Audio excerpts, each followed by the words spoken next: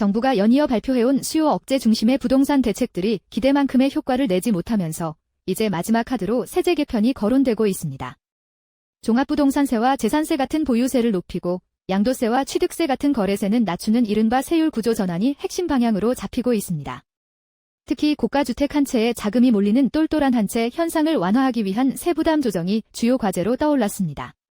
정부는 10월 15일 부동산 대책에서 세제 개편의 구체적 내용은 제외했지만 응능부담 원칙 즉 납세자의 부담 능력에 맞는 합리적 과세를 추진하겠다고 밝혔습니다. 이번에는 이를 실질화하기 위한 연구용역과 관계부처 태스크포스가 구성될 예정입니다.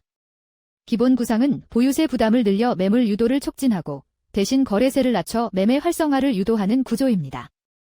구윤철 경제부총리는 최근 미국 워싱턴 DC에서 열린 주요 20개국 재무장관회의 참석 중 우리나라는 보유세는 낮고 양도세는 높다 보니 집을 팔지 않고 보유하려는 경향이 강하다고 밝혔습니다. 이어 집값이 50억 원이면 1년에 5천만 원 정도의 보유세를 부담해야 한다며 고가주택 한 채를 보유한 사람도 세부담으로 인해 매도를 고려할 수 있는 환경을 만들어야 한다고 말했습니다. 즉, 다주택자뿐 아니라 고가 1주택자도 세제 개편의 범주에 포함된다는 의미입니다. 전문가들은 이러한 개편 방향이 일정 부분 타당하다고 평가합니다. 조주현 건국대 명예교수는 주택수 기준이 아니라 부동산 총가액 기준으로 과세 체계를 바꾸는 것은 형평성을 높이는 조치라고 평가했습니다. 다만 그는 과거 다주택자 규제 강화로 인해 똘똘한 한 채 현상이 심화됐고 민간 임대 공급이 줄어드는 부작용이 있었다고 지적했습니다. 하지만 이러한 움직임은 정치적으로도 부담이 적지 않습니다. 대통령이 앞서 세금으로 집값을 잡지 않겠다고 언급해온 만큼 고가 주택 한 채 보유자에게까지 세부담을 확대하는 것은 정책 방향의 일관성과 충돌할 수 있습니다. 더구나 내년 지방선거를 앞둔 여당으로서는 강남권과 한강벨트의 1주택자 부담을 키우는 조세 강화안에 선뜻 나서기 어렵다는 기류가 감지됩니다.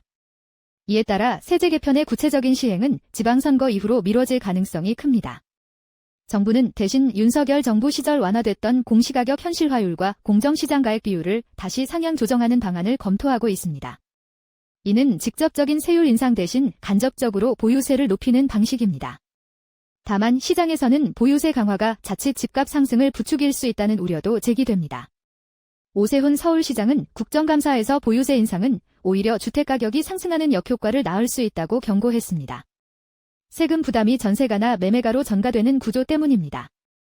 서진영 광운대 교수 역시 보유세를 높이고 거래세를 낮추는 방향 자체는 바람직하지만 공급이 뒷받침되지 않으면 결국 시장 가격 상승으로 이어질 수 있다고 설명했습니다. 그는 부동산 시장은 세부담이 높아지면 임대료나 매매가에 반영되는 특성이 있어 신중해야 한다고 덧붙였습니다.